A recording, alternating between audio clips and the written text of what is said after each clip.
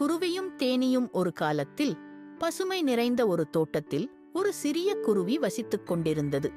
அந்த தோட்டத்தில் நிறைய மலர்கள் மலர்ந்திருந்ததால் அங்கு அடிக்கடி தேனீக்கள் பறந்து வந்து தேன் சேகரிப்பது வழக்கம். ஒரு நாள் காலை நேரத்தில் ஒரு தேனீ ஒரு மலரில் இருந்து இன்னொரு மலருக்கு பறந்து கடுமையாக உழைத்து தேன் சேகரித்துக் கொண்டிருந்தது.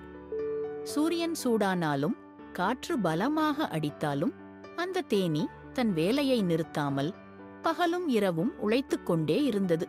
அதை அருகில் அமர்ந்து பார்த்து கொண்டிருந்த குருவிக்கு அச்சிறிய தேனீயை பார்த்து மிகவும் ஆச்சரியம்.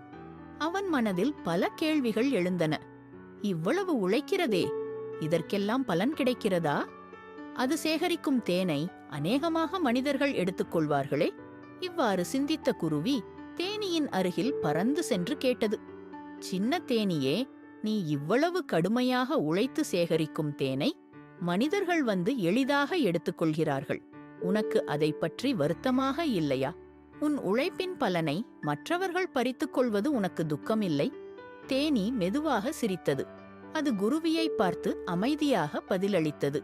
குருவியே, நான் உழைப்பது எனக்கு பிடித்த கலையாகும். மலரிலிருந்து மலருக்கு பறந்து தேன் சேகரிப்பது எனது வாழ்க்கை. என் உழைப்பின் பலனை யாராவது எடுத்துக்கொள்ளலாம், அந்த தேனை திருடலாம். ஆனால் அது ஒரு நிமிடம் நின்று தனது சிறிய சிறகுகளை விரித்துக்கொண்டு பெருமையாகச் சொன்னது, என் உழைப்பில் நான் கற்றுள்ள கலையை யாராலும் திருட முடியாது. என் திறமை என் சொத்து. அதை நான் எப்போதும் மீண்டும் மீண்டும் உருவாக்கிக் கொள்ள முடியும். அதனால் எனக்கு எதுவும் வருத்தமில்லை.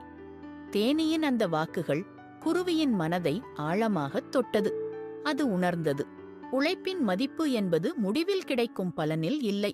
உழைப்பின் மூலம் நாம் பெறும் அனுபவம், திறமை, நம்பிக்கை, மற்றவர் எடுக்க முடியாத சொத்துதான் உண்மையான பலன்.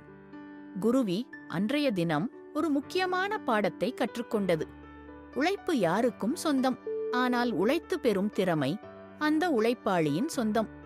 அதன் பிறகு குருவியும் தன்னால் முடிந்த வேலைகளை மனதார செய்து பிறர் என்ன செய்கிறார்கள் என்பதை பற்றி கவலைப்படாமல் தனது வாழ்க்கையை சந்தோஷமாக வாழத் தொடங்கியது.